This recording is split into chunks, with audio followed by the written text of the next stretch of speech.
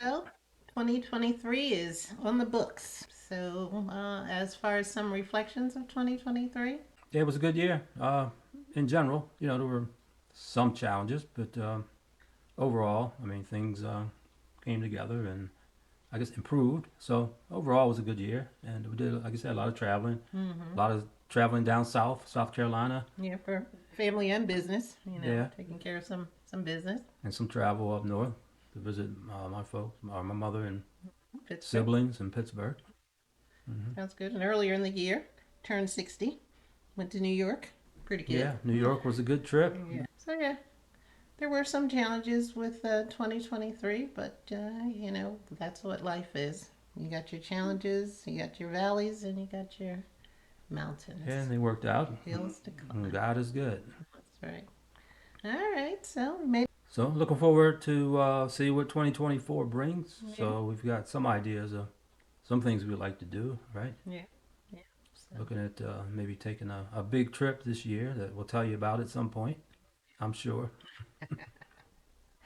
but yeah, like last year, I did go up. I mean, we've been to Michigan many times, and in Michigan there is the Motown Museum, and this time when I was there with my sister and my brother, there was this section where the person who was telling us about Motown said that Martin Luther King was part of the Motown family. So I thought that was interesting, and being that Martin Luther King celebration birthday is coming up, we kind of wanted to talk about the connection between Martin Luther King and Motown, Okay. Detroit, Michigan. All right. Let's do it. I'm Donna, And I'm Will. and this is Journey with Donna and Will.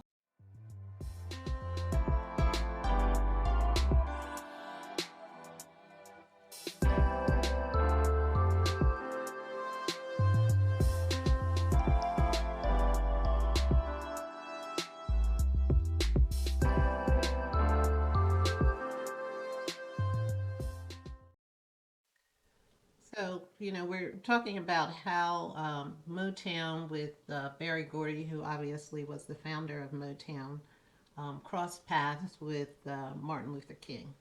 Detroit, Michigan, 1960s.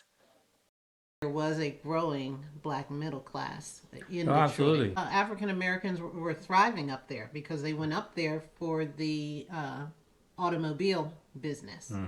A lot of them came from the South, and you had family that went up there. Yeah, my grandparents actually spent some time in Detroit because of the work there, automotive work, and where African Americans and other families were able to purchase homes and automobiles and send their children to college and so forth because a direct result of that. Even the Motown was benefited from that black middle class, where a lot of the bands started out of the garages of a lot of the homes there, and Right. so they were able to Yeah. purchase instruments and provide opportunities for their children to Right. develop their talents. So that's Absolutely. why one of the reasons why I believe Motown was so Very thriving. successful. Yeah. Detroit impressed Martin Luther King. Back to Martin Luther King, he was for equality, and he did see how there was integration for opportunities for blacks in the North, and he was very impressed by that. So, and I think that's why he kind of reached out to come up north because he liked what he saw, even though there were challenges. And he had reached out to Aretha Franklin's father, C.L. Franklin, discussing having a march up there, mainly because some of the issues up in Detroit. Some of the issues they were having are just basic housing. When they would try to get a home or buy a home or get a home loan, there was discriminatory practices such as redlining. The Great March for Freedom in Detroit happened June 1963.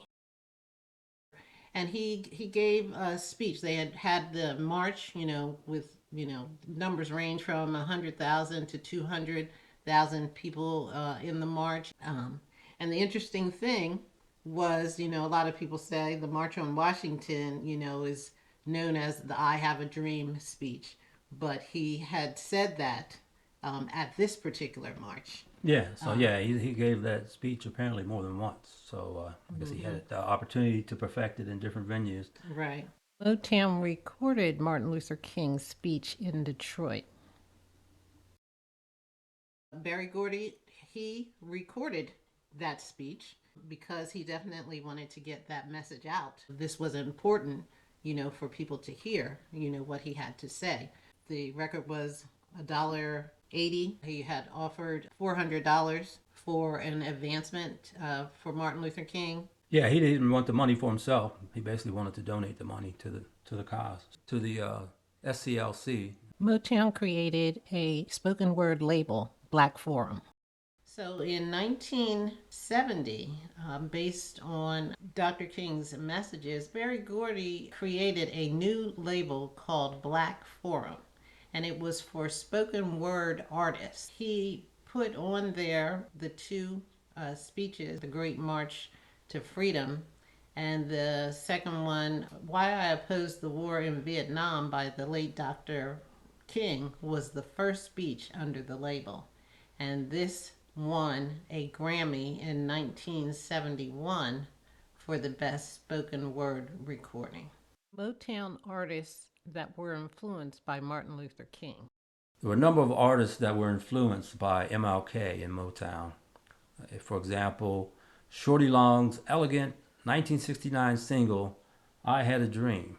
And Tom Clay, a Detroit DJ, created a remarkable cut-up single juxtaposing What the World Needs Now is Love and Dick Holler's protest ballad, Abraham, Martin, and John, with excerpts of speeches from Dr. King and John F. and Bobby Kennedy. And then you can't forget Marvin Gaye's masterpiece that was influenced by Motown, What's Going On. Gaye was particularly affected by the killing of Dr. King. And of course, Stevie Wonder's Happy Birthday, a tribute done in 1980. Happy Birthday. I like that song. We try and sing that, when we do Happy Birthdays, the Stevie Wonder version of Happy Birthday. Yep, so, absolutely. Yeah. So Martin Luther King's speeches under the Black Forum spoken word label is how Martin Luther King is part of the Motown family. So happy birthday to Martin Luther King. Dr. Martin Luther King Jr. Happy birthday. So go out and celebrate, be kind to people. And if you have time, make it a day of service. And I'm Donna. And I'm Will. And this was Journey with Donna and Will.